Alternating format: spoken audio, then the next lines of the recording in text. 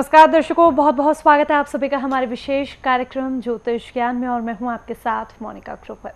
दर्शकों, हमेशा की तरह आज भी एक बेहद खास विषय पर बातचीत होगी। क्या होगा वो विषय ज़रूर बताएंगे आपको, मगर उससे पहले स्वागत करेंगे हमारे बेहद खास मेहमान का, जो सदैव एक गुरु की भांति हमारा मार्गदर्शन करते हैं। जी हाँ, the famous palmist, astrologer and vastu expert professor Dharmendra Sharma ji. नमस्कार सर। नमस्कार सर, आज जो सवाल मैं आपसे करूंगी, बहुत सारे लोग इससे शायद खुद को लिंकअप करेंगे। एक तरह से आप ये समझ लीजिए, ये आज जो सवाल मैं करूंगी वो मेरा खुद का सवाल है जी। कई बार ऐसा होता है कि भक्ति से धीरे धीरे ध्यान हटने लग जाता है। पहले हम बहुत भक्ति भाव वाले होते हैं, रोज़ सुबह पूजा करनी, आराधना करनी, शाम को पूजा करनी, मंत्र जाप करने, लेकिन फिर धीरे धीरे इन सब से मोह भंग होने लग जाता है। क्यों? बिल्कुल बताते हैं। देखो दर्शकों, पहला सवाल, ये मेरे साथ रोज बैठती है, रोज मंत्रों की बात सुनती है, सारा कुछ करती है, फिर भी इसका ध्यान हट रहा है ना, मतलब संगत का असर भी इसके ऊपर नहीं आ रहा है। देखो पहले सवाल। अब दूसरा सवाल, मैं आपकी गंभीरता और आपके अदम्य जो विचार होते हैं उनके लिए प्रकट करता हूँ। कई बार हम ये सोच लेते हैं, ये भी एक टॉपिक हो सकता है, कभी हम मोनिका ले सकते हैं इस चीज़ को, कि क्या वास्तव में संगत का असर कभी आता है, कभी नहीं आता। बिल्कुल दर्शकों, 99% संगत का असर बहुत आता। अब इसने मुझसे फ्रैंकली कहा कि ये सवाल आज मेरा है। हालांकि आप लोगों का भी, बहुत लोगों का ये सवाल हो सकता है कि मैं भक्ति से मेरा मन बिल्कुल हटता जा रहा है। लेकिन अगर ये सवाल आपके मन में आ रहा है कि मैं पूजा क्यों नहीं कर पा रहा हूँ, मैं मंदिर क्यों नहीं जा पा रहा हूँ, मैं भगवान का नाम क्यों नहीं ले पा रहा हूँ, इसका मतलब है कहीं ना कहीं कोई शक्ति आप भी आज भी आपको आशीर्वाद दे रही है। कहीं ना कहीं आपके विचार पॉजिटिव तो हैं, और कई बार तो ऐसा होता है आपको समझा के हार जाते हैं कि बेटे मंदिर जाओ, बेटे पूजा करो, बेटे हनुमान जी को नमस्कार करो, बेटे दादी जी के पैर छुओ, बेटे धरती माता को नुचकारो, छुओ। लेकिन नहीं साहब, बेटा कहाँ, बेटा तो एम टैग, बी टैग और पता नहीं कितने सारे टैग बैग करके पता नहीं क्या अफलातून बन गए। नहीं साहब, ये तो सब अंधविश्वास की बातें हैं जो हम किताबों में पढ़ रहे हैं, ये सब बढ़िया, आप अंधविश्वास की बातें करते हैं। तो भैया वही वाली बात है कि अगर आपकी विचारधारा के अंदर ये स्थिति कौंधती है, जैसे मोनिका ने बात कही कि मैं, मतलब ऐसा क्यों होता है, तो ये निश्चित बात है कि आपका मन पॉजिटिव है, आपने पहले अच्छी भक्ति की है और दोबारा से आपका भक्ति में लीन हो जाएंगे। अब एक सवाल ये उठता है कि कई बार संगत का असर भी क्यों नहीं आ पाता। बहुत लाजवाब आपको आंसर दे रहा हूँ। क्या? सोच में पड़ जाइए आप। संगत का असर कई बार नहीं आता। भगवान श्री कृष्ण कौरवों के संग भी रहते थे और भगवान श्री कृष्ण पांडवों के संग भी रहते थे। भगवान श्री कृष्ण, मैं अपनी आपकी बात नहीं कर रहा, भगवान श्री कृष्ण। लेकिन भगवान श्री कृष्ण की जो रंग था वो पांडवों के ऊपर तो चढ़ा, कौरवों ने उनकी बात नहीं मानी। जब तक विनाश नहीं हो गया चैन नहीं लिया। कई बार होनी अटल होती है, कई बार हमें कोई भी समझे, कहाँ गुरु द्रोण समझा रहे हैं, भीष्म पिता मैं समझा रहे हैं, बेटा मान जाओ, ना साहब, दुर्योधन मानने को तैयार नहीं। तो कई बार संगति का असर भी नहीं चढ़ पाता। कई बार होता है, और ये कब होता है? जब व्यक्ति के जीवन का एक वो क्षण आने वाला होता है कि उसका सब कुछ बर्बाद होने वाला होता है। क्या बचा कौरवों के पास, क्या बचा रावण के पास, क्या बचा कंस के पास। तो ऐसे ही दर्शकों, अब हम बात करते हैं आज के इस टॉपिक की कि आपका मन भक्ति से क्यों भागता है, क्यों दूर जाता है, और आपको समझाने पर भी आप भक्ति नहीं कर पाते। आपकी हथेली के सबसे बड़े ग्रह होते हैं एक चंद्रमा। चंद्रमा आपकी भक्ति को छीनते हैं। चंद्रमा मनसो अजायत, चंद्रमा मन के पर्यायवाची, मन के सिनोनिम्स होते हैं, और आपसे आपकी भक्ति को लूट लेते हैं। और चंद्रमा के साथ अलबत्ता राहु उसकी परिधि में आ जाए, या चंद्रमा राहु की परिधि में आ जाए, सोने पे सुहागा, नीम और वो वाली बात है, करेला और नीम चढ़ा, फिर तो कर लिया आपने भक्ति, कर लिया आपने पूजा, कर ही नहीं पाएंगे। धक्का मुक्की मार मूर के मम्मी डैडी ने या आपके अपने मन ने आपको बिठा भी दिया, बस किसी तरह धूपबत्ती जलाई, जोत जलाई, अगरबत्ती जलाई और भागे, उठे, ऐसा लगा पता नहीं कितनी देर हो गई पूजा करते हुए, हाय राम 10 घंटे हो गए, हुए मुश्किल से 2 मिनट। तो कई बार ऐसा भी होता है, अगर राहु और चंद्रमा का आपका मेल ऐसा हो जाए। आपकी हथेली में भी ऐसे योग होते हैं जो आपको भक्ति से पीछे हटाते हैं। अभी आपको कुछ पलों के बाद बताएंगे जी। चलिए, उन योगों के बारे में भी हम ज़रूर जानकारी लेंगे। आज का कार्यक्रम आप बहुत ध्यान से देखिएगा दर्शकों। पर फिलहाल एक दर्शक हैं जो हमसे जुड़ना चाहते हैं, बात करेंगे उनसे। राकेश हैं लुधियाना से। स्वागत है आपका राकेश जी, नमस्कार।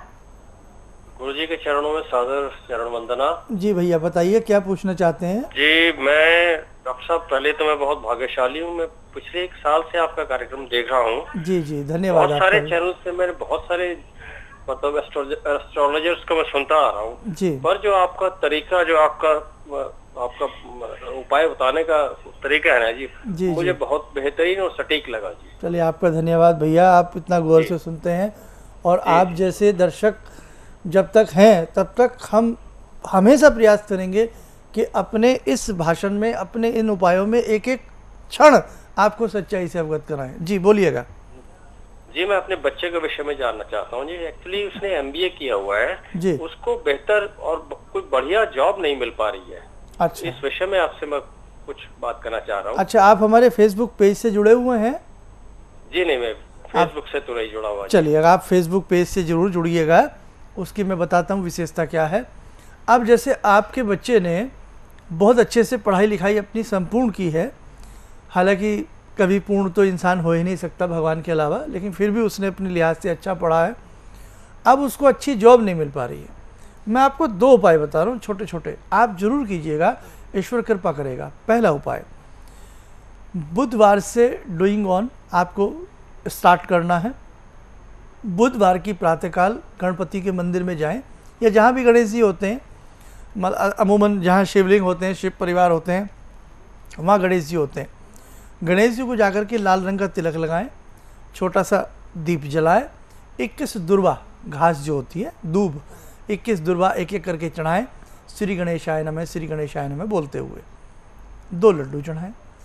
21 दिन आपको लगातार ये उपाय करना है। आप कर लें, आपकी मिसेस कर लें, बेटा कर ले, कोई भी कर ले। बुधवार से शुरू करेंगे और जब 21वां दिन आए तो 1.25 किलो लड्डुओं का भोग गणपति को लगा देना, प्रसाद के रूप में बांट देना। 21 दिन इस महीने करें, 21 दिन अगले महीने करें और 21 दिन अगले महीने करें। पहले महीने काम ना बने, दूसरे महीने ना बने, तीसरे महीने, 3 महीने तक छोड़ना नहीं आपको गणपति जी को, पकड़ के रखना। विघ्नों के विनाशक गणपति बाप्पा मोरिया, आपने ये उपाय करना है। सेकेंडली, ओम गंग गणपताय नमः गणपति का सबसे अति प्रिय मंत्र है दर्शकों। इसको हिंदुस्तान का रेजा कण कण में अगर कोई भी व्यक्ति इस मंत्र को पढ़े, मैं दावे के साथ कह सकता हूँ वो अपनी मुरादों को पूर्ण कर लेता है। लेकिन बात तो है हम भक्ति कैसे मन से करते हैं। तो इस मंत्र को आप या आपके मिसेस बच्चे के लिए प्रतिदिन कम से कम, देखो भाई, 5 माला, जब तक अच्छी जॉब ना लग जाए, करते रहिएगा। अब मैं फेसबुक की बात कर रहा था। अगर आपका बच्चा सूर्य अष्टक प्रतिदिन पढ़ ले, सूर्य अष्टक, बहुत जल्द काम मिलेगा, बहुत जल्द उसको जॉब मिलेगी, अच्छा कार्य बन जाएगा। फेसबुक पेज से इसलिए कह रहा था कि फेसबुक हमारा जो अकाउंट है फुल हो चुका था काफ़ी पहले, सालों पहले। फेसबुक पेज को आप लाइक करें, PROF धर्मेंद्र शर्मा जब आप टाइप करेंगे हम सामने आएंगे। हमारी फेसबुक पेज को आप लाइक करें और हमारे साथ जुड़ गए। अब उससे होता क्या है, बहुत सारे स्तोत्र, बहुत सारे कवच जो आपको बाज़ार में मुहैया नहीं होते, पैसे देने पर भी चीज़ें नहीं मिलती, वो हम प्रतिदिन कुछ ना कुछ आपके लिए उसके ऊपर टाइप करके हम आपको भेजते रहते हैं। घर बैठे सुबह सुबह जब आप उठते हैं, उसके बाद कभी थोड़ा लेट भी हो जाते हैं क्योंकि ऑफिस 10 बजे के आसपास खुलता है। उसके बाद कंप्यूटर वाले बच्चे आते हैं, फिर हम उनको बता के रखते हैं बेटा आज ऐसे ऐसे ये भेजना है आपको। तो वो आपको प्रतिदिन कुछ ना कुछ एक नया संदेश मिलता है, एक नया मैसेज मिलता है कुछ ना कुछ। इसलिए मैंने आपसे कहा आप फेसबुक पेज से ज़रूर जुड़ें और हमारे अन्य दर्शक जो भी हमारा कार्यक्रम देख रहे हैं वो हमारे फेसबुक पेज से ज़रूर जुड़ें। और यूट्यूब पर जा कर के जब हमारा नाम डालें तो वहाँ एक कॉलम आता है सब्सक्राइब, उसको आप हमें क्लिक करेंगे तो जो भी हम नई वीडियोस डालेंगे, जैसे प्रोग्राम होता है, कई बार आपकी दरख्वास्त आती है कि शर्मा जी उस तारीख जो आपने प्रोग्राम किया था बड़ा अच्छा लगा, वो हम दोबारा सुनना चाहते हैं। तो कई बार चैनल पर रिपीट भी हो जाता है, नहीं हो पाता तो यूट्यूब पर आपको वो रिपीट कार्यक्रम बहुत अच्छे से मिल जाता। उसमें से आप उपाय भी अपनी मर्जी से लिख सकते हो, प्रोग्राम को रोक रोक के। अब यहाँ तो मैं आपके कहने से रोक नहीं पाऊँगा, वहाँ रोक रोक के लिख सकते हो, मंत्र लिख सकते हो। इसलिए आप यूट्यूब पर हमें सब्सक्राइब करें और फेसबुक पेज जो है उसको लाइक करके हमारे साथ जुड़ जाएं। जी, तो राकेश जी, उपाय आपको क्या अपनाना है ये आपने समझ लिया है, और दर्शकों आपने ये भी समझ लिया है कि फेसबुक पेज को आपको कैसे लाइक करना है, फॉलो करना है, और साथ में यूट्यूब पर कैसे सब्सक्राइब करना है। क्योंकि यूट्यूब एक बहुत अच्छा माध्यम आज बन गया है, या हम ये कहें कि सोशल मीडिया आज एक बहुत अच्छा माध्यम बन गई है आप लोगों का हम लोगों से मेल रखने के लिए, जोड़ रखने के लिए। क्योंकि सोशल मीडिया आजकल हम रोज़ाना यूज़ करते हैं, हमारे फ़ोन में हम रोज़ाना लगे रहते हैं। ऐसे में नई नई बातें जब सोशल मीडिया के थ्रू भी आपको जानने समझने को मिलेंगी तो ये आपके लिए ही लाभकारी साबित होगा। बाकी इन्फॉर्मेशन आपकी टीवी स्क्रीन पर लगातार आपको दिखाई जा रही है। शर्मा जी का मार्गदर्शन प्राप्त करना चाहते हैं तो उसके लिए भी आप जानते हैं आपको करना क्या है। सुबह 10 से शाम 6 बजे के बीच में आप कॉन्टैक्ट कर लीजिएगा। मुलाकात करना चाहते हैं, पर्सनल अपॉइंटमेंट ले लें, कहीं दूर दराज रहते हैं, मुलाकात नहीं कर पा रहे हैं तो आप कॉल अपॉइंटमेंट ले लीजिएगा। वक्त एक छोटे से ब्रेक का हो चला है, ब्रेक के उस पार भी हमारी ये चर्चा यूं ही जारी रहेगी।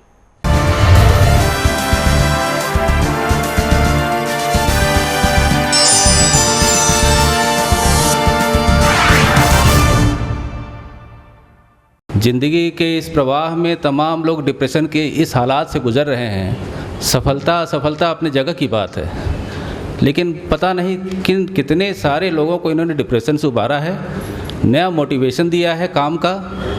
ठीक है, पेमेंट्स नहीं आ रहे थे, ऑर्डर्स नहीं मिल रहे थे, लेकिन वो सिर्फ मंत्र से ही मैं नहीं मानता हूँ। वो जब आप डिप्रेसिव मूड से आउट होते हैं तो आपके बहुत सारे काम अपने आप बनने शुरू हो जाते हैं। इनका जो एक अनुभव था कि एक मेरी बातें इनसे लगातार कभी कभार हो जाया करती हैं।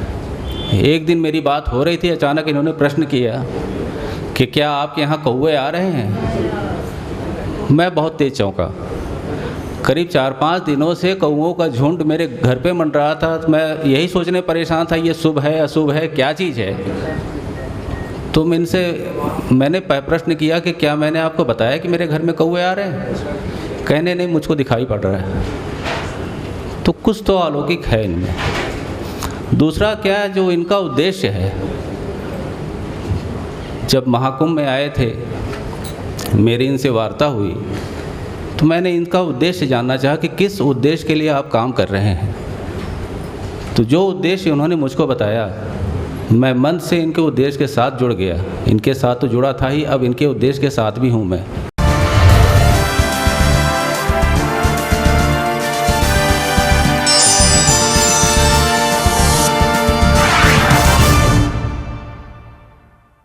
ब्रेक के बाद आप सभी का एक बार फिर से बहुत बहुत स्वागत है हमारे बेहद खास कार्यक्रम ज्योतिष ज्ञान में।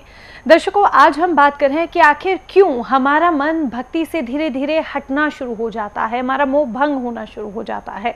चंद्रमा और राहु का जिक्र शर्मा जी ने कहा, आइए और जानकारी लेते हैं। अब सर, आपने चंद्रमा और राहु का जिक्र किया, और वो कौन से ऐसे हमारी हथेली में योग होते हैं या जन्म पत्रिका में होते हैं जिनकी वजह से हमारा भक्ति से धीरे धीरे ध्यान हटना शुरू हो जाता है। आइए दर्शकों, एक बड़ी डेप्थ में आपको लिए चलता हूँ। शायद आप इसको जानते भी होंगे और नहीं भी जानते होंगे। आपकी जिह्वा भी आपको भक्ति नहीं करने देती। सुना आपने?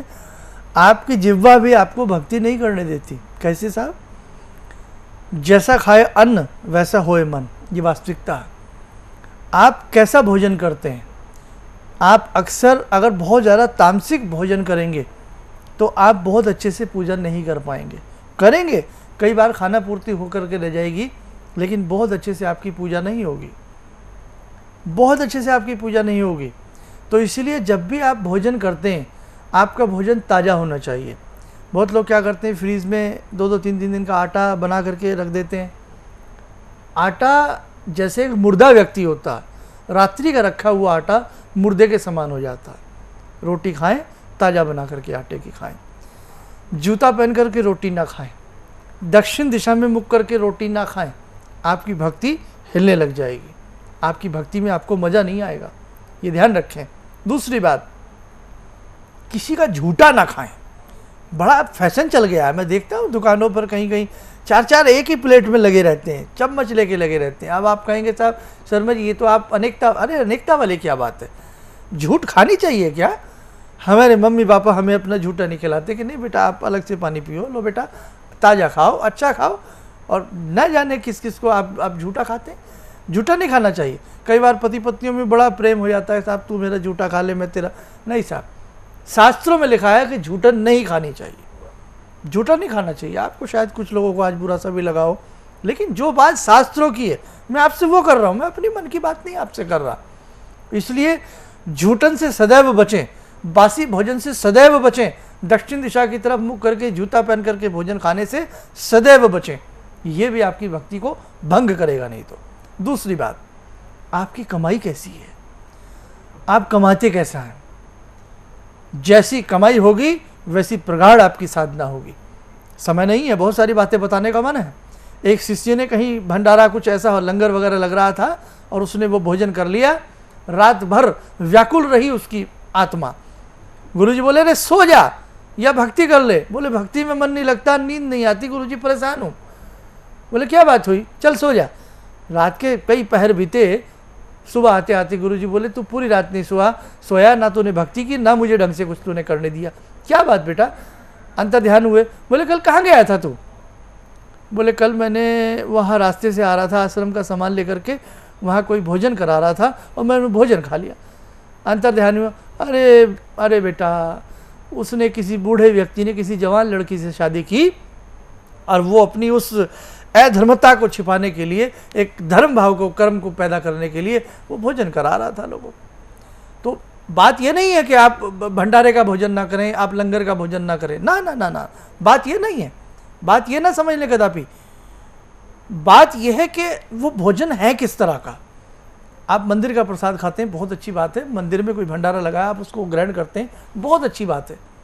लेकिन कई बार रिश्वत का भोजन, कई बार मन मलिनता का भोजन, कई बार अहंकार का भोजन भी हमारे कर्मों को सड़ाता है, इसलिए भी हमारी भक्ति भंग होती है। देखो दर्शकों, कई बार मैं बड़ा कटु बोल जाता हूँ, और ये कटु मैं अपने लिए नहीं बोलता, मैं सबके लिए बोलता हूँ। इसलिए हमें झूठन नहीं खानी चाहिए।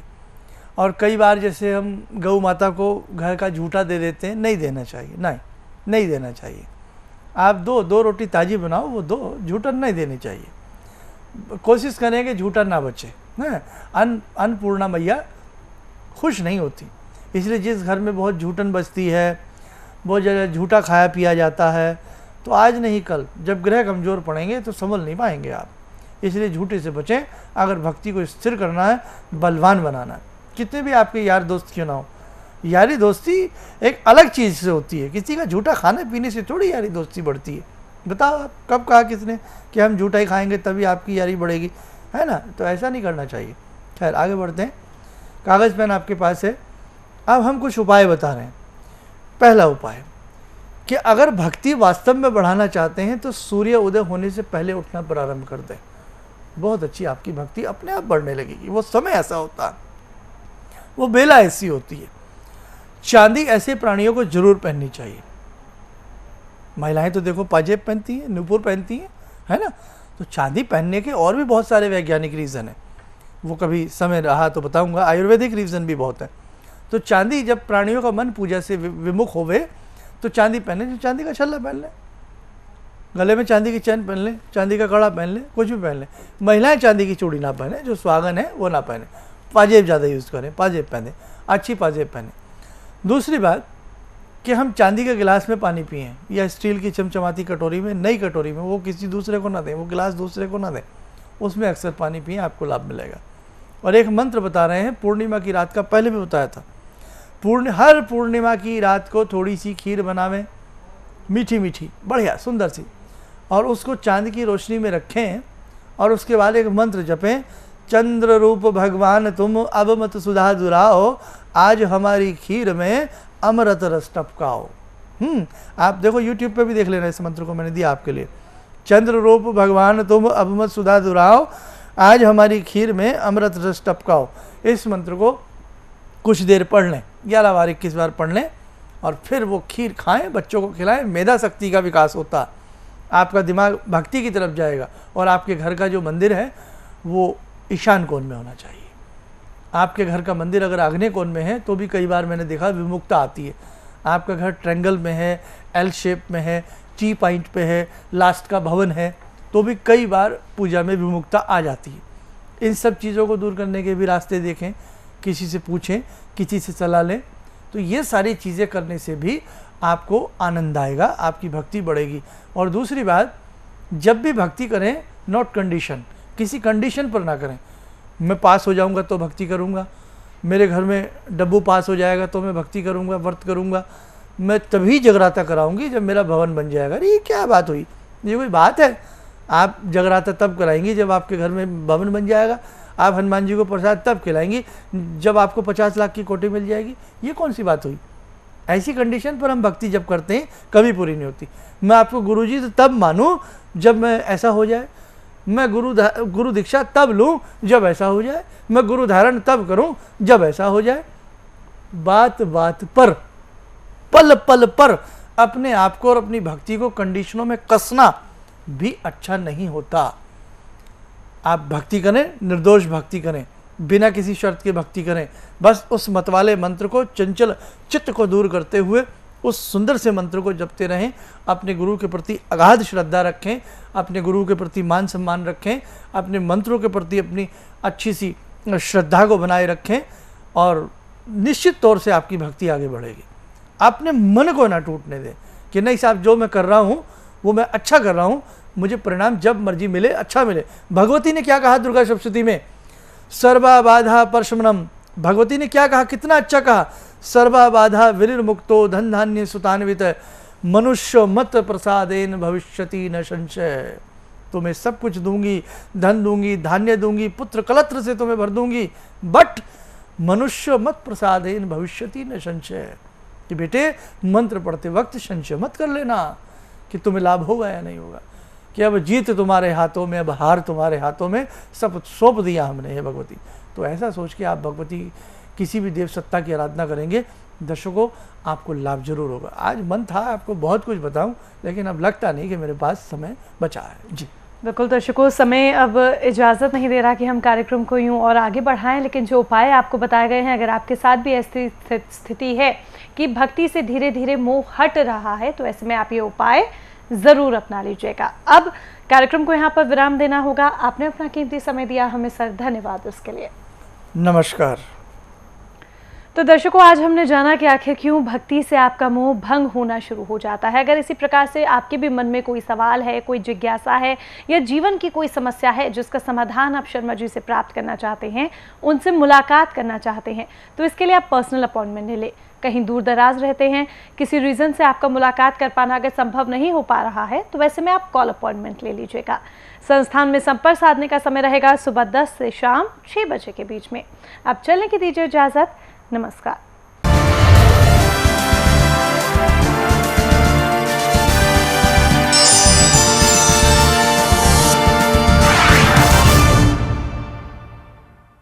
प्रतिदिन अधिक से अधिक जानकारी प्राप्त करने हेतु एवं अपने समस्त कष्टों के निवारण हेतु आप हमारे फेसबुक पेज से अवश्य जुड़ें।